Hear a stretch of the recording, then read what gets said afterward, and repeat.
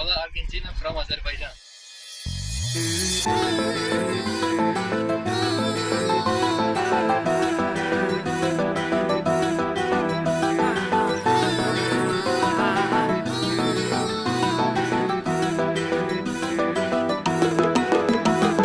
Saatı qoluma taxdım, göyün üzünə qalxdım. Geciksən günahdır, yanına uçur vaxtım. Gözlərinə baxdım, nə qədər sərxoş olub baxdım. Belə yazılıb baxdım, sənin üçün darıxdım. Yenə də danış mənimlə, yenə kəlmə kəlmə qayna qarış. Danış mənimlə, eybi yox hərdən küs barış mənimlə. Amma qəlbimi dinlə, nə varsa bağlı sənlə. Hamısı tanış mənimlə, danış mənimlə. Şəkillərdə donub qalıb həmin baxış mənimlə. Yadımda yağanda bərk yağış mənimlə.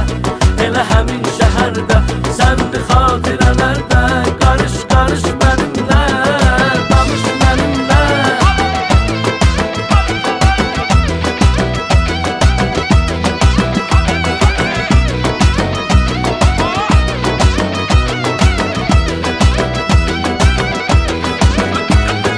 Qapına gülləri düzdüm, bilirəm səni üzdüm.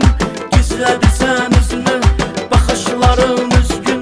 Sənsiz bir gün 100 gün kimi yox edərəm hüznü. Gözlərində güzgün, gözlərimlə süzdüm. Danış mənimlə, yenə kəlmə kəlmə qayna qarış. Danış mənimlə, eybi yox hərdən küs barış mənimlə. Amma qəlbimi dinlə, nə varsa bağlı sənlə. Hamısı tanış mənimlə, danış mənimlə. Şəkillərdə donub qalıb həmin baxış mənimlə. Yadımda yağanda bərk yağış mənimlə. Elə həmin şəhərdə səndi xatirələrdə. Qarış qarış mənimlə, danış mənimlə.